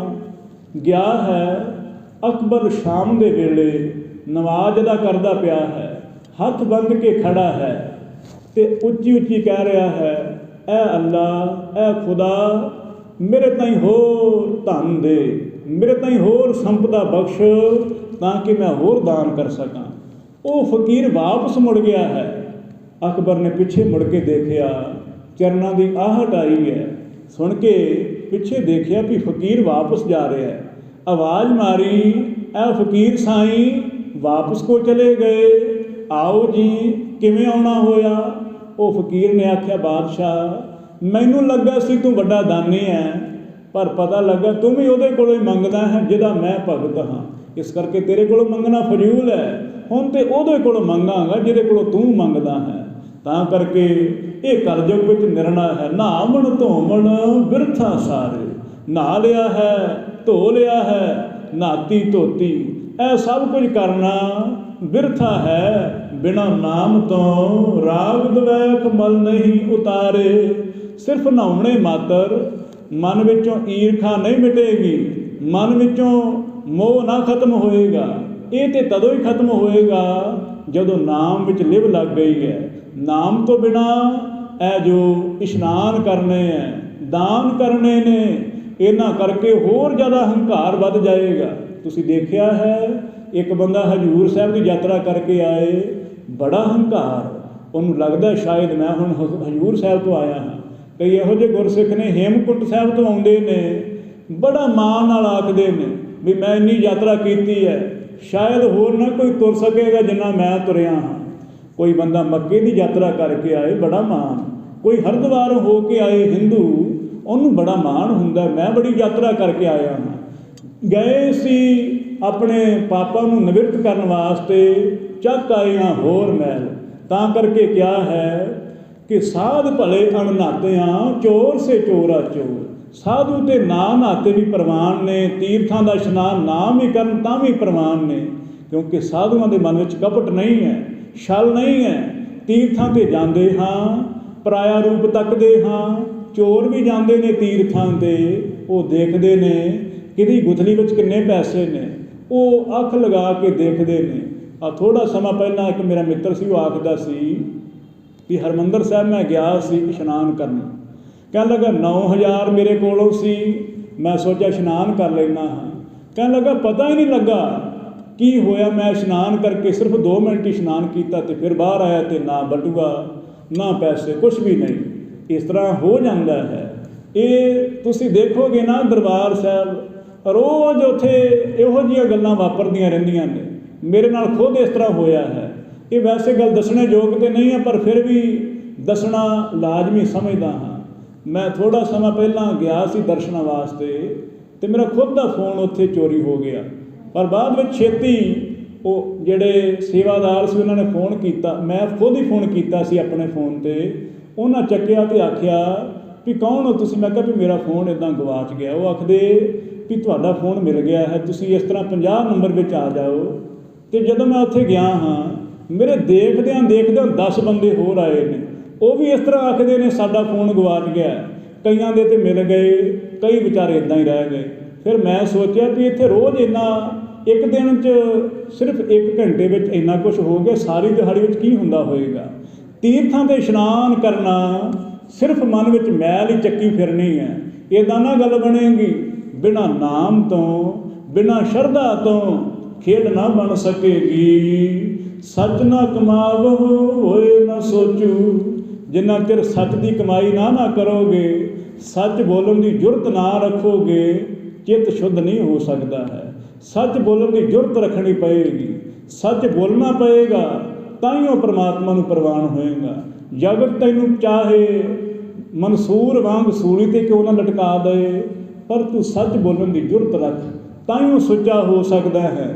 ਦੇਖਿਆ ਜਾਂਦਾ ਹੈ ਬੰਦੇ ਖੁਸ਼ ਕਰਨ ਵਾਸਤੇ ਝੂਠੀਆਂ ਸਿਫਤਾਂ ਕਰ ਦਿੰਦੇ ਨੇ, ਪਰ ਇਹ ਜਿਹੜਾ ਝੂਠ ਹੈ ਨਾ, ਕਿਸੇ ਨੂੰ ਖੁਸ਼ ਕਰਨ ਵਾਸਤੇ ਝੂਠ ਬੋਲਣਾ, ਇਹ ਠੀਕ ਨਹੀਂ ਹੈ। ਇਹਦੇ ਕਰਕੇ ਤੂੰ ਵੀ ਗੁਨਾਹਗਾਰ ਹੋਏਗਾ। ਉਹ ਤੇ ਗੁਨਾਹਗਾਰ ਹੈ ਹੀ ਹੈ। ਜਾਂ ਤੇ ਜ਼ੁਬਾਨ ਨੂੰ ਲਗਾਮ ਦੇ ਲਾ, ਬੋਲ ਹੀ ਨਾ ਕੁਛ ਵੀ। ਜੇ ਬੋਲਣਾ ਹੈ ਤੇ ਸੱਚ ਹੀ ਬੋਲ, ਝੂਠ ਬੋਲ ਕੇ ਐਵੇਂ ਨਾ ਆਪ ਵੀ ਦੋਸ਼ੀ ਹੋ, ਦੂਸਰਾ ਤੇ ਦੋਸ਼ੀ ਹੈ ਹੀ ਹੈ। ਤਾਂ ਕਰਕੇ ਹਮੇਸ਼ਾ ਕੋਸ਼ਿਸ਼ ਕਰਨੀ, ਸੱਚ ਨਾਮ ਕਰ ਬੰਧਨ ਮੋਚੂ। ਸੱਚੇ ਨਾਮ ਕਰਕੇ ਕਹਿਣ ਲੱਗੇ ਬੰਧਨਾਂ ਤੋਂ ਛੁਟਕਾਰਾ ਹੁੰਦਾ। ਜਿਹੜਾ ਸੱਚ ਬੋਲਦਾ ਰਹੇ ਉਹਦੀ ਖਲਾਸੀ ਹੋ ਜਾਂਦੀ ਹੈ, ਬੰਧਨਾਂ ਤੋਂ ਛੁੱਟ ਜਾਂਦਾ। ਮਨ ਮਲੀਨ ਤਨ ਕਰੇ ਪਖੰਡਾ। ਪਰ ਇੱਕ ਬੰਦਾ ਮਨ ਕਰਕੇ ਮੈਲਾ ਹੈ, ਬਾਹਰੋਂ ਪਖੰਡ ਕਰੇ ਤਾਂ ਸੇ ਨਰ ਸਹਿ ਅਧਿਕ ਜਮ ਡੰਡਾ। ਉਹ ਬਹੁਤ ਜ਼ਿਆਦਾ ਸਜ਼ਾ ਲਏਗਾ। ਇੱਕ ਤੇ ਮਨ ਵਿੱਚ ਮੈਲ ਹੈ, ਦੂਸਰਾ ਕਬੂਲ ਵੀ ਨਹੀਂ ਕਰਨਾ, ਸਗੋਂ ਲੋਕਾਂ ਨੂੰ ਬੁੱਧੂ ਬਣਾਉਣਾ, ਲੋਕਾਂ ਸਾਹਮਣੇ ਭੇਖ ਧਾਰਨਾ, ਪਾਖੰਡ ਕਰਨਾ। ਇਹ ਪਰਮਾਤਮਾ ਦੇ ਦਰ 'ਤੇ ਵੱਡਾ ਗੁਨਾਹਗਾਰ ਹੈ। ਇੱਕ ਚੋਰ ਹੈ, ਇੱਕ ਸਾਧ ਹੈ। ਇਹਦੇ ਵਿੱਚ ਫਰਕ ਇੰਨਾ ਹੈ, ਜੇਕਰ ਚੋਰ ਨੇ ਚੋਰੀ ਕਰਨੀ ਕਬੂਲ ਕੀਤੀ ਹੈ, ਦੋਸ਼ੀ ਮੰਨਦਾ ਹੈ, ਤੇ ਪਰਮਾਤਮਾ ਨੂੰ ਸਜ਼ਾ ਨਾ ਦੇਵੇਗਾ। ਮੈਂ ਸੁਣਿਆ ਕਿ ਕੋਈ ਗਨਕਾ ਸੀ, ਵੈਸ਼ਿਆ ਸੀ, ਉਹ ਵੀ ਉਸੇ ਸਮੇਂ ਸਰੀਰ ਤਿਆਗ ਚੁੱਕੀ ਹੈ ਕਿ ਜਿਸ ਵੇਲੇ ਇੱਕ ਪੰਡਿਤ ਵੀ ਸਰੀਰ ਤਿਆਗ ਚੁੱਕਾ ਹੈ। ਦੋਨਾਂ ਦਾ ਫੈਸਲਾ ਹੋ ਰਿਹਾ ਹੈ। ਸੁਣਿਆ ਗਨਕਾ ਨੂੰ ਪਰਮਾਤਮਾ ਨੇ ਬਿਨਾਂ ਕਿਸੇ ਸਜ਼ਾ ਤੋਂ ਬਾਇਜ਼ਤ ਬਰੀ ਕਰ ਦਿੱਤਾ ਹੈ। ਆਖਿਆ ਤੂੰ ਜਾ, ਤੂੰ ਸਵਰਗਾਂ ਵਿੱਚ ਚਲੇ ਜਾ। ਪੰਡਿਤ ਨੂੰ ਕਹਿਣ ਲੱਗੇ ਤੇਰੇ 'ਤੇ ਕਈ ਤਰ੍ਹਾਂ ਦੇ ਦੋਸ਼ ਨੇ, ਤੈਨੂੰ ਨਾ ਸਵਰਗ ਮਿਲੇਗਾ, ਚੱਲ ਤੂੰ ਨਰਕਾਂ ਨੂੰ। ਪੰਡਿਤ ਸੀ, ਫਿਰ ਵਿੱਦਿਆ ਦਾ ਗਿਆਤਾ, ਕਹਿਣ ਲੱਗਾ ਇਹ ਕੋਈ ਸੱਚਾ ਨਿਆਂ ਨਹੀਂ ਹੈ। ਤੁਸੀਂ ਮੇਰੇ 'ਤੇ ਇਹ ਕਿਵੇਂ ਸਜ਼ਾ ਲਗਾ ਸਕਦੇ ਹੋ? ਮੈਂ ਧਾਰਮਿਕ ਬੰਦਾ, ਮੈਂ ਸਦਾ ਧਰਮ ਦੀਆਂ ਗੱਲਾਂ ਕੀਤੀਆਂ, ਮੇਰੇ 'ਤੇ ਇਹੋ ਜਿਹਾ ਦੋਸ਼ ਕਿਉਂ? ਪਰਮਾਤਮਾ ਨੇ ਆਖਿਆ ਕਿ ਤੈਨੂੰ ਖੁਦ ਇਹ ਧਰਮ ਰਾਜਾ ਦੱਸ ਦੇਵੇਗਾ। ਧਰਮ ਰਾਜੇ ਨੇ ਆਖਿਆ ਕਿ ਜਦੋਂ ਇਹ ਗੇਛਿਆ ਬੁਰੇ ਕੰਮ ਕਰਦੀ ਸੀ, ਮੰਦਰ ਵਿੱਚੋਂ ਟੱਲੀਆਂ ਖੜਕਦੀਆਂ, ਪੂਜਾ ਦੀ ਆਵਾਜ਼ ਆਉਂਦੀ, ਇਹ ਵਿਚਾਰੀ ਹੁਣ ਬੁਰੇ ਕਰਮਾਂ ਕਰਕੇ ਫਸੀ ਤੇ ਸੀ, ਪਰ ਮਨ ਵਿੱਚ ਪਛਤਾਤਾਪ ਕਰਦੀ ਸੀ, ਪ੍ਰਾਸ਼ਚਿਤ ਕਰਦੀ ਸੀ ਕਿ ਜਿਵੇਂ ਕਿਵੇਂ ਪਰਮਾਤਮਾ ਮੈਨੂੰ ਇਹ ਬੁਰੇ ਕਰਮਾਂ ਤੋਂ ਛੁਡਾ ਦੇ। ਉਧਰ ਤੂੰ ਪੂਜਾ ਤੇ ਕਰਦਾ ਸੀ, ਦੇਖਦਾ ਸੀ ਲੋਕਾਂ ਵੱਲ ਵੀ ਲੋਕ ਜਾ ਰਹੇ ਨੇ ਵੇਸ਼ਿਆ ਦੇ ਕੋਲ, ਮੈਂ ਵੀ ਕਿਤੇ ਜਾਂਦਾ, ਮੈਂ ਵੀ ਇਹ ਕਿਤੇ ਭੋਗ ਵਿਲਾਸ ਕਰਦਾ, ਕਾਮ ਦੇ ਵਿੱਚ ਲੰਪਟ ਹੁੰਦਾ। ਤੇਰੀ ਵਾਸ਼ਨਾ ਇਸ ਇਸਤਰੀ ਵੱਲ ਸੀ, ਇਹ ਇਸਤਰੀ ਦੀ ਵਾਸ਼ਨਾ ਮੰਦਰ ਵੱਲ ਸੀ। ਹੁਣ ਤੂੰ ਖੁਦ ਦੇਖ ਲੈ, ਤੂੰ ਸੱਚਾ ਕਿ ਇਹ ਸੱਚਾ ਹੈ? ਪਰਮਾਤਮਾ ਵਾਸ਼ਨਾ ਦੇਖੇਗਾ, ਤੇਰੇ ਸਰੀਰ ਦੀ ਇਹ ਨਾ ਦੇਖੇਗਾ ਕਿ ਤੂੰ ਆਹ ਭੇਖ ਧਾਰਿਆ, ਤੂੰ ਇੰਨੀ ਮਾਲਾ ਜਪੀ ਹੈ। ਉਹ ਦੇਖੇਗਾ ਤੇਰੇ ਮਨ ਵਿੱਚ ਕੀ ਕੁਝ ਚੱਲਦਾ ਸੀ, ਤੂੰ ਲੋਕਾਂ ਦੇ ਬਾਰੇ ਕਿੰਨਾ ਕੁ ਤੂੰ ਚੰਗਾ ਕੀਤਾ ਹੈ। ਉਹ ਪੰਡਿਤ ਰੋਜ਼ ਇਹ ਵੇਸ਼ਿਆ ਦੀ ਨਿੰਦਿਆ ਕਰਦਾ ਸੀ, ਆਖਦਾ ਸੀ ਇਹ ਤਾਂ ਨਰਕਾਂ ਨੂੰ ਜਾਏਗੀ, ਇਹ ਬੜੀ ਬੁਰੀ ਹੈ। ਉਧਰ ਵੇਖਿਆ ਉਹ ਆਖਦੀ ਸੀ ਕਿ ਪੰਡਿਤ ਵਿਚਾਰਾ ਬੜਾ ਮਿਹਨਤੀ ਹੈ, ਬੜੀ ਭਜਨ ਬੰਦਗੀ ਕਰਦਾ ਹੈ, ਉਹਨੇ ਕਦੇ ਬੁਰਾ ਨਹੀਂ ਆਖਿਆ ਹੈ। ਜਿਹੜਾ ਬੁਰਾ ਹੋ ਕੇ ਵੀ ਆਪਣੇ ਆਪ ਨੂੰ ਬੁਰਾ ਕਬੂਲ ਕਰ ਲਏ, ਹੋ ਸਕਦਾ ਦੁਨੀਆ ਦੀ ਨਿਗਾਹ ਵਿੱਚੋਂ ਬੁਰਾ ਹੋ ਸਕਦਾ ਹੈ, ਪਰ ਪਰਮਾਤਮਾ ਦੀ ਨਿਗਾਹ ਵਿੱਚੋਂ ਬੁਰਾ ਨਹੀਂ ਹੈ। ਜਿਹੜਾ ਜਿਹੋ ਜਿਹਾ ਹੈ ਇਹੋ ਜਿਹਾ ਸੋਚਦਾ, ਪਰਮਾਤਮਾ ਤੂੰ ਮੈਨੂੰ ਇਹੋ ਜਿਹਾ ਹੀ ਬਣਾਇਆ ਹੈ, ਮੇਰਾ ਦੋਸ਼ ਕੀ ਹੈ? ਤੂੰ ਮੈਨੂੰ ਬਣਾ ਦਿੱਤਾ, ਜੈਸਾ ਬਣਾਇਆ ਮੈਂ ਤਿਆਰ ਹਾਂ। ਇੱਕ ਬੰਦਾ ਹੈ, ਉਹ ਸੋਚਦਾ ਹੈ, ਚਾਹੁੰਦਾ ਸੀ ਧਨ ਕਮਾਉਣਾ, ਪਰ ਹੁਣ ਫਸ ਗਏ ਆ ਧਾਰਮਿਕ ਹੋ ਕੇ, ਛਕ ਲਿਆ ਹੈ ਅੰਮ੍ਰਿਤ, ਹੁਣ ਤੇ ਨਾ ਦਾਰੂ ਪੀ ਸਕਦੇ, ਨਾ ਮਾਸ ਛਕ ਸਕਦੇ, ਹੁਣ ਤਾਂ ਕੁਝ ਕਰ ਵੀ ਨਹੀਂ ਸਕਦੇ ਹਾਂ। ਇਹ ਫਜ਼ੂਲ ਦੀ ਅੜਚਨ ਪਾਈ ਹੋਈ ਹੈ, ਧਾਰਮਿਕ ਹੋ ਕੇ ਵੀ ਮਨ ਵਿੱਚੋਂ ਕਾਮਨਾ ਨਹੀਂ ਜਾਂਦੀਆਂ ਨੇ, ਤੇ ਫਿਰ ਉਹ ਸਜ਼ਾ ਹੀ ਲਏਗਾ ਨਾ। ਬਾਹਰੀ ਭੇਖ ਕੰਮ ਨਾ ਹੋਣਗੇ, ਅੰਦਰ ਦੀ ਕ੍ਰਾਂਤੀ ਕੰਮ ਆਏਗੀ। ਜਿੰਨਾ ਛੇਤੀ ਬਦਲੇਗਾ ਓਨਾ ਚੰਗਾ। ਤਾਂ ਕਰਕੇ ਕਹਿਣ ਲੱਗੇ ਸੱਚ ਨਾ ਕਮਾਵੋ ਹੋਏ ਨਾ ਸੋਚੂ, ਮਨ ਮਲੀਨ ਤਨ ਕਰੇ ਪਖੰਡਾ, ਸੇ ਨਰ ਸਹਿ ਅਧਿਕ ਜਮ ਡੰਡਾ। ਮਨ ਮੈਲਾ ਹੈ, ਬਾਹਰੋਂ ਪਾਖੰਡ ਕਰਨ ਨਾਲ ਕੁਝ ਵੀ ਨਾ ਹੋ ਸਕੇਗਾ। ਰੁਚਿਰ ਰੰਗ ਜੋ ਹੋਏ ਮਯੂਰਾ। ਹੋਰ ਦੱਸਦੇ ਨੇ, ਕਹਿਣ ਲੱਗੇ ਮੰਨ ਲਓ ਮੋਰ ਦੇਖਿਆ ਹੋਏਗਾ ਆਪ ਜੀ ਨੇ, ਬੜਾ ਸੁੰਦਰ ਹੈ, ਉਹਦੇ ਖੰਭ ਦੇਖ ਦੇਖ ਕੇ ਤਾਂ ਅੱਖਾਂ ਹੀ ਨਹੀਂ ਰੱਜਦੀਆਂ ਨੇ, ਬੜਾ ਸੁੰਦਰ ਬਣਾਇਆ ਮੋਰ ਨੂੰ ਪਰਮਾਤਮਾ ਨੇ।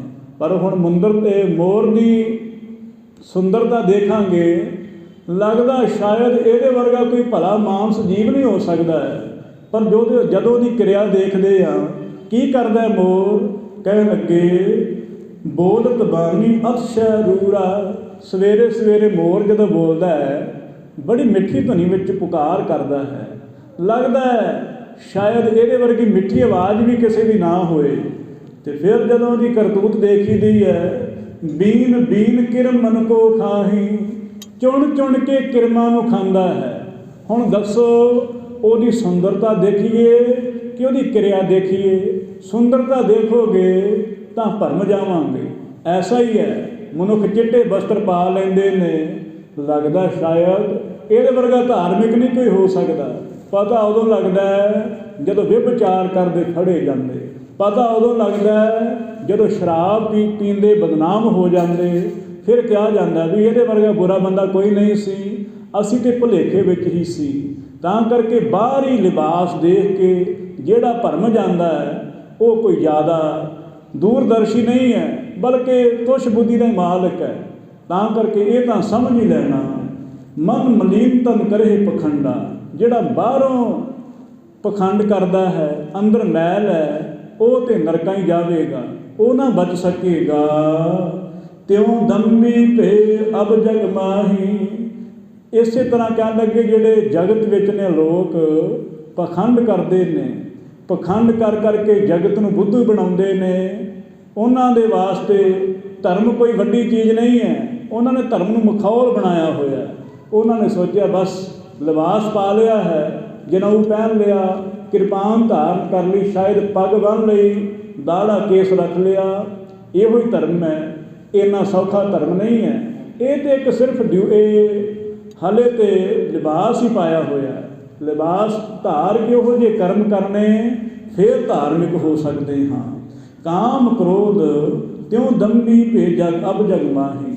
ਤਾਂ ਕਹਿਣ ਲੱਗੇ ਇਹ ਜਗਤ ਵਿੱਚ ਇਹੋ ਜਿਹੇ ਪਖੰਡੀ ਨੇ। ਗੁਰੂ ਸਾਹਿਬ ਜੀ ਜਿਵੇਂ ਉਹਨਾਂ ਮਨੁੱਖਾਂ ਦੀ ਕਲਿਆਣ ਹਿੱਤ ਅੱਗੇ ਉਪਦੇਸ਼ ਬਖਸ਼ਦੇ ਨੇ, ਜਿਵੇਂ ਉਹ ਪੰਡਿਤ ਲੋਕ ਸਤਿਗੁਰਾਂ ਦੇ ਅੱਗੇ ਢਹਿ ਪੈਂਦੇ ਨੇ, ਅਗਿਆਨਤਾ ਕਰਕੇ ਸਵੀਕਾਰ ਕਰਦੇ ਨੇ ਕਿ ਸਤਿਗੁਰੂ ਵਾਕਈ ਅਸੀਂ ਇਹੋ ਜਿਹੇ ਹਾਂ, ਕਿਰਪਾ ਕਰਕੇ ਸਾਨੂੰ ਮਹਾਰਾਜ ਸ਼ੁਭ ਉਪਦੇਸ਼ ਦਿਓ। ਅਤੇ ਸਤਿਗੁਰੂ ਕਿਰਪਾ ਕਰਕੇ ਨਾਮ ਉਹਨਾਂ ਦੇ ਤਾਈਂ ਬਖਸ਼ਣਗੇ। ਉਹ ਵਿਚਾਰਾਂ ਆਪਾਂ ਅੱਗੇ ਸੁਣਾਂਗੇ। ਤੁਛ ਬੁੱਧੀ ਦੇ ਨਾਲ ਵਿਚਾਰਾਂ ਕਰਦੇ ਹਾਂ। ਬੇਅੰਤ ਭੁੱਲਾਂ ਦੀ ਖਿਮਾ। ਆਪ ਸਾਰੀ ਸੰਗਤ ਦਾ ਰੋਮ ਰੋਮ ਕਰਕੇ ਧੰਨਵਾਦ ਹੈ ਜੋ ਕੀਮਤੀ ਸਮੇਂ ਵਿੱਚੋਂ ਸਮਾਂ ਕੱਢ ਕੇ ਮਹਾਨ ਸਤਿਗੁਰਾਂ ਦੀ ਵਿਚਾਰ ਸੁਣੀ ਹੈ। ਆਓ ਜੀ ਅਖੀਰਲੀਆਂ ਪੰਕਤੀਆਂ ਪੜ੍ਹੀਏ, ਗੁਰਫਤਿਹ ਵਿੱਚ ਸਾਂਝ ਪਾਈਏ। ਬੀਨ ਬੀਨ ਕਿਰਮਨ ਕੋ ਖਾਹੀ, ਤਿਉ ਦੰਭੀ ਭੇ ਅਬ ਜਗ ਮਾਹੀ।